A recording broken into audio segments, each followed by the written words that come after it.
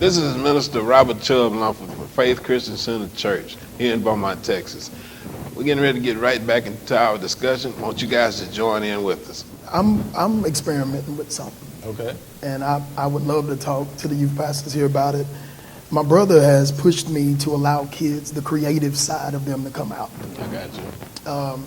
In the last days, the Lord said he would pour out of his spirit on our sons and daughters, and they will begin to prophesy, but they're not going to prophesy like we prophesy. Different. They're not going to preach like we preach. They're going to break church rules.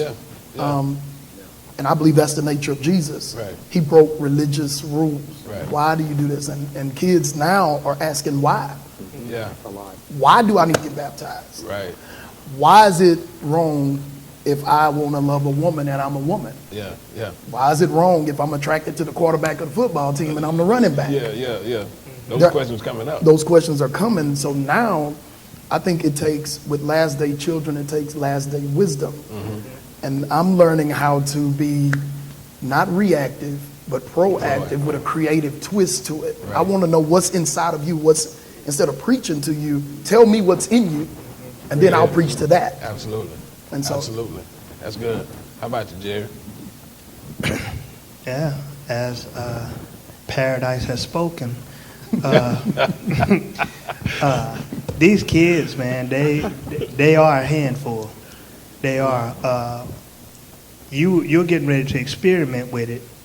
We've already started it. I need that. And I mean, we deal with some things with our kids. We let the creative side come out with them. We give them the Bible and tell them, create a rap. Let's see what you coming up with. Let's see what your flow is like. Those open discussions, allowing them to talk to us so we can know what's really going on. Because, I mean, it's easy for us to read a book and say this is what a kid is dealing with. But when it comes to you real and you saying, okay, whoa, wasn't ready for that. And so we're allowing them to do that. We don't want to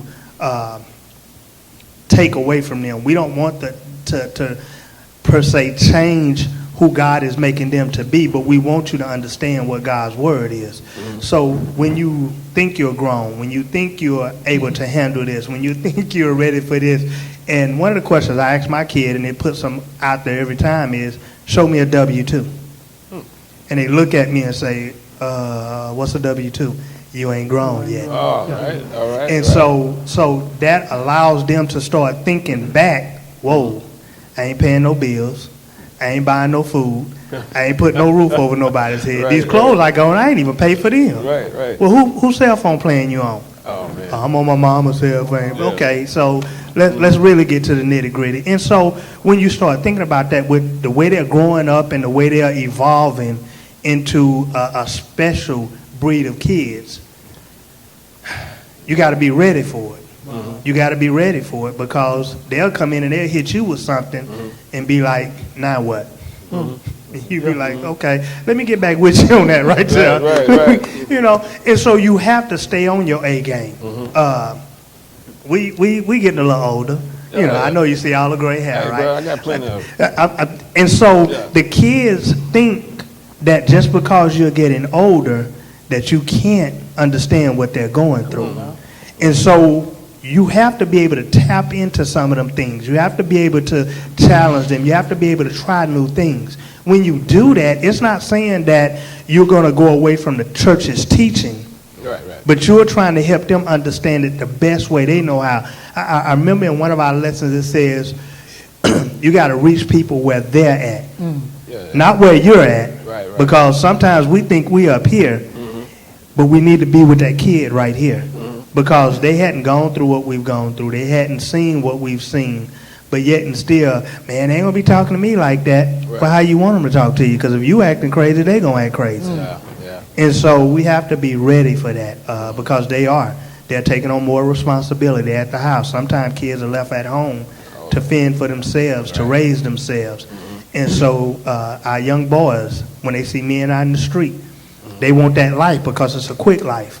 We got to help them understand that the quick life ain't always the best life. Right. And so when we do that, it helps them to start mellowing down. One of my favorite words to my kids, and I'm going to shut it down, is humble. Be humble. Humble. And when you humble, every time I walk by, I say humble. Yeah. They were like, "Oh, Mr. Kidd." I said, "Okay, just so that you know, you need to be humble because if you're arrogant, you ain't going nowhere." I got you. I'm gonna ask Pastor Todd a little something about music. We've listened to hip hop for a long time. Long time. If I may, I have to admit, I remember years ago you actually had Lecrae come to Woodville, and I never told you that I was upset with you about that. I'm gonna admit it in front of the camera right now. But anyway, how hard is it now to find people that have the meat of their music like a Lecrae for our young people? I'm just using him for an example. There's plenty out there, but just using him for an example, how hard is it to find someone that actually is speaking the word of God in a strong way that actually relates to our young people now? It's actually easier. Gotcha. It's actually easier. It's there. It's out there. Had a discussion about that with a couple of seniors who are on their way out. And the only beef that they would have is the beats still aren't there. Quality thereof. That's where we lose them. Right. Is these guys, Lecrae, I mean, those guys are bringing a good game, all of that, but then they go listen to some of these other people, and they're like, What is that? It ain't there. Right. And so that beat still has a pull. Right. The other, you know what I'm saying? But it's easier to find. If you want good content, positive content, gospel content, theology, it's out there. It's out there. Easy to get. You can look for it. I mean, the 116 Click, they've been doing it for a while. Right. Propaganda, all those guys. So it's out there. It's easier to find. I just wish they pick it up. Come on. Why aren't the beats there? I mean, I'm not a music guy. Chris is a music guy. Yeah. And he's going to answer this question. Trust me. Right. Go I there. mean, do you see that as well? I think, there has been a loss in creativity, in that music because the weight of the gospel, in your creative process, you can carry that weight into the process. And you don't want to take anything away from the message, but you don't give yourself to the true aspect of creativity. Right. And one of the things that is making a Lecrae or somebody like that very popular right now and impactful is that he just doesn't, he's not opening up the Bible and talking about 1 John, and he's just reading it and trying to make it make sense. Right. You know what I'm saying? But he's talking about life. He's all the stuff that we really preach about. When you invite Christ into your life, man, you feel good. You wake up in the morning, you blessed. you whatever. Rap about that. Put that in your creativity. Bring that to the forefront. When I'm doing music, I listen to everything. Absolutely. You know what I'm saying? So when I'm coming to the performance stage, I want to be just as relevant. You know what I'm saying? I want my beat, I want my skill, I want everything to be just as relevant. So you leave and you say, yeah, that cat was good. You know what I'm saying? He was jamming. And I think this dialogue has to be brought to our children, and brought to artists too. Let's talk to some artists out there. Yeah. Like, dude, you know what I'm saying? Put some more bass line in there. Right. You don't always got to be Jesus. But it could be live life. There's something like that. But great point. Lecrae, what I appreciate about him is he deals with the issues that the kids are asking about, but he brings it through the gospel lens. And it's not so much in your face, but it's there. And the kids, I mean, they pick up, they listen to it, they hear it, and they know what he's saying. So, yeah, that's my deal. But see, part of the reason I asked that question is like this. You have, and we mentioned it even before we started taping, was like Future, Mask Off, things like that. More than likely, you're not understanding not one single word of the song, but now if you pull the beat is like, man, next thing you know, you 70 years old, and you're like, thinking to myself, wait a minute, that might not be what I should be. If you pull the lyrics. I did that one summer for one of our conference things. We had to scratch off a bunch of lyrics to certain songs in order for the parents to see what some of these lyrics were saying, and they was like, wow, I didn't know they were saying all of that. But sometimes you do have to actually pull those lyrics even for yourself. It may burn your eyes for a little bit and this, that, your holy eyes, but at the same time, go on and check it out. Because more than likely, if your young person has their earbuds in, They're listening. they're listening. They're listening. I'm sorry. I feel like the baby brother on the stage. You all right? Because I want to know, kids have said to me at Paradise, oh, Pastor Jeremy, man, it's like you hating on that dude. So they feel like I'm hating on Future. I'm hating on Wale. I'm hating on J. the Cole, Migos right, or whatever. yeah. You just hating on that dude, man. That dude got cars, he got money, he got this and that. And you just don't like him because y'all doing two different things. How do y'all address that? Come on. Yeah, touch it. I want to get in there. Tag yours. What we do is we bring the music in, and we take it word by word and break it down and say, okay, how does this word help your life? Yeah. And they look, they be like, okay, let's move on to the next one. How does this word help your life? Yeah. Well, I'm just saying, I like the beat. Okay, take away the beat. You just got the lyrics. What the lyrics saying to you? Yeah. Oh, man, I'm just saying. So whatever you allow them to go into your ear gates is going to come out. It's gonna come out. And so we're saying, do you want people to see your Christian side, or do you want them to see your worldly side? Because I know the Bible clearly says that you have to deny yourself. So if you listening to this, at some point, when you going to get God in there? Wow. And they look at us, and I'm saying, I ain't saying your whole, because I got a box of CDs up in my attic. And if you know anything about old school rap, I got from NWA, Tupac, I got the whole 9 yards. Yeah, Pastor. They don't even remember Choice. Used to be, and she used to use some of the foulest language. I said, I never understood what them words, and if you ask me to spell a cuss word, I'm in trouble. you got me beat, you know. But we have to make sure that they're understanding what the lyrics are saying. How does it educate you? How does it pour into your life instead of taking out of your life? Because you can listen to it, and the next thing you know, you out there saying the words in the street, nobody don't want to deal with you. Or you can allow it to say, you know what? That ain't good. Let me find another word to put it. And that's why we gave them the Bible and let them go through, search scripture, put your rap together. Let us hear it. We're going to video it. We're going to show it to your parents. And so you have to give them, let them create. I like that. Yeah. Let them create, because now they're taking words that's really going to add to their life and not take away. I like that. Ty was about to blow just a second ago. When they come at me with you're hating on Yes, sir. them or you don't like them or whatever, here's how I learned to respond. I don't know him. Whoa. So I keep telling you, if I just like him, he may be a good guy for all I know. Yeah.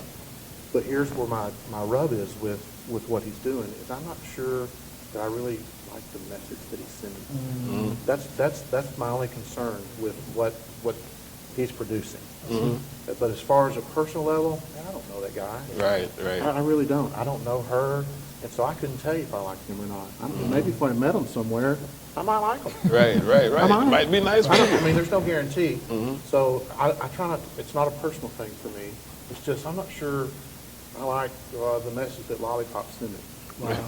Yeah. Y'all remember that one? Yeah, Back yeah, there? yeah, oh, yeah. I tried to play Lil that Wayne. in Sunday school. Yeah, Lil I tried Wayne. to play that one morning in Sunday school, and they heard the first couple, and they're like, "Man, you can't play that. Why? You play guitar? Yeah. Because you are the church. Yeah. What's different?" Right. Oh well, no. Oh, and then it's like, he knows about that song. Yeah. You know. Yeah. That's It shocks them when they find out that you know.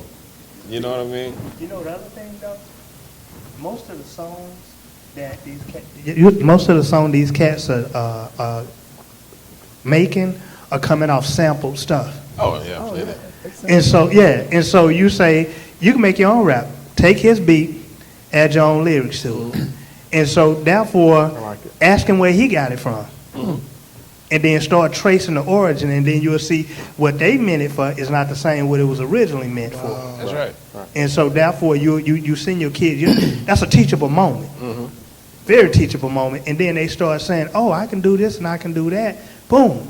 You put you put your lyrics in there, get your beat going, and man, you off the chain. Now you hyped every morning. You know what I'm saying? You got it going on.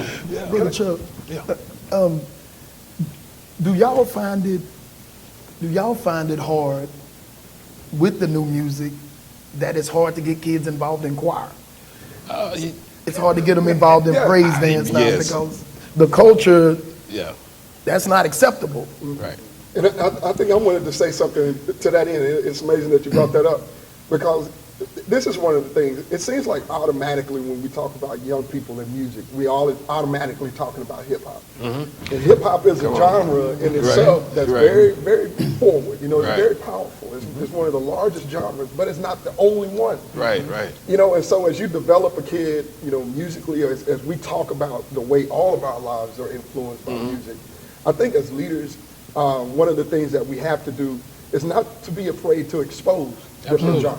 Right. You know, I tell my boys, I have 2 sons at home, and I tell them, this is not the only type of music. It's not. You know, we got classical, you have rock, you have pop, you have country, you have all kind of different expressions, and we have to be a little bit more versatile in exposing our communities and our, our children to different variations of music. Absolutely. Different sounds, you know what I'm saying? The sampling is amazing in itself because to sample, that means that you have to be astute in music. You got to find out where this music is coming from. So you got a rapper that's sampling the Beatles. You know what I'm saying? He got Beatles. Black Beatles. You know what I'm saying? Or something that's from a totally different genre. Right.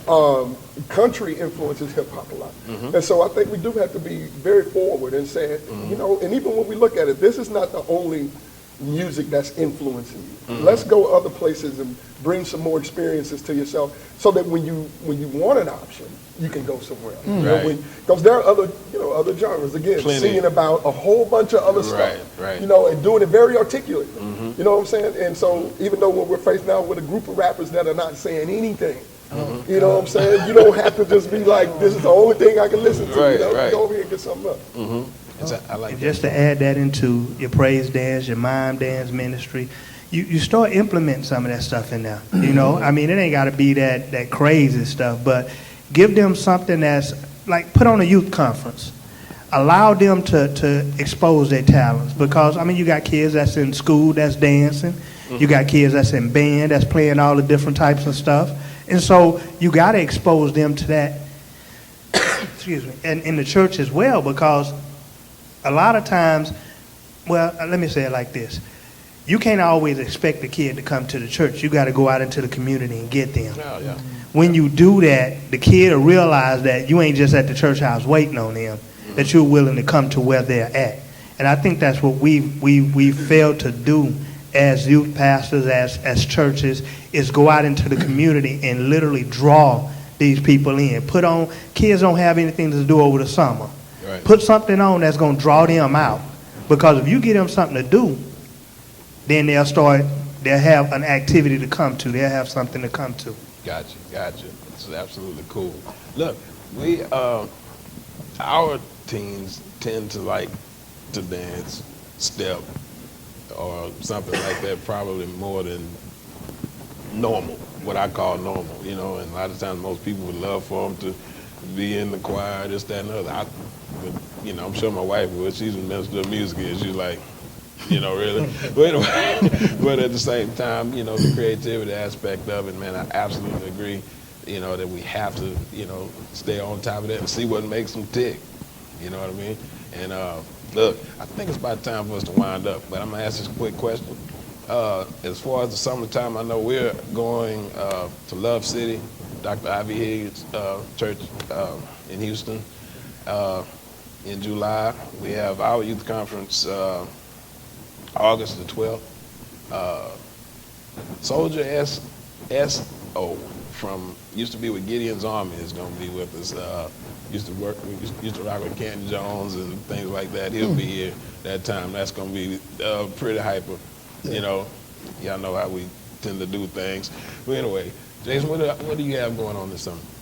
Man, we got camp coming up in the end of July, Discovery Camp. We're going to head over there. It's about an hour and a half from here. We also have Cray Saturdays twice a month. In the summertime, it really picks up. During the school year, we have it once a month. During the summertime, we'll do it twice a month. Okay. And so that's just a time like what you're talking about, where kids can have the freedom to want to bring them to the church and stuff like that. And we have fun, get to build relationships, and they can reach out. Awesome. So. Awesome. Jared? We have our Jewels and Swag coming up starting in June the 7th through July. And that's where we have our breakout sessions where our girls go in one group, our guys go in another group. We deal with issues anywhere from sex to dating to sexting, all that kind of stuff. Then later on in the year, we have our King's Daughters and Sons, where we start dealing with some more of those issues. And then we have our Super Saturday is where we're gonna do it in a conference format this year. So be looking forward to that.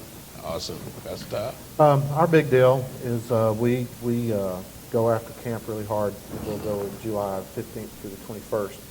And that's a big push for our church, for our youth ministry.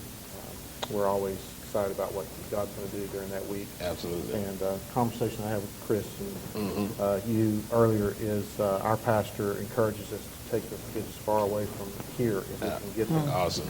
And fortunately for me, it's Panama City Beach, Florida. Isn't that awesome? Wow. I'll have Poor to you. suffer there. Oh my God. Wow. Poor Todd. We able to spit our hands to it right now. But other than that, I mean, we'll have some meetings on Wednesday nights to hang out and just, we kind of pull it back in the summer. And then we kick off in the fall. Right after school starts, we'll have a big back-to-school deal. Awesome. Awesome. How about Fat House? That would be you? Yes, sir. We're getting ready for our Vacation Bible School, calling all heroes. That's going to be the theme for Vacation Bible School. Also, we are preparing for our 2018 youth conference. Okay. So we're kind of working on that now. Gotcha. I'm going to get everybody's information, the ones that I don't have, but we want to bring a collective group of youth pastors in locally. I think some of the best youth pastors in Texas are here in Southeast Texas. Praise the Lord. That's And we don't have to reach way out and get Right. somebody when we have some anointed men here. So we'll be working on that this summer. Awesome. Awesome. Yes, sir. I tell you what, it was absolutely a pleasure hanging with you guys today. And again, Pastor Sharp gave us a good shot to go it on and come together. You know, lights come on in Pastor Sharp's head that he's really, really hyperactive.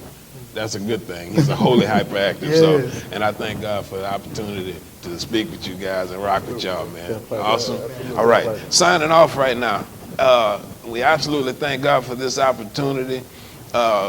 Each one of these youth pastors are absolutely awesome people, and we look forward to hanging out with them a little bit more. This won't be the last time, all right?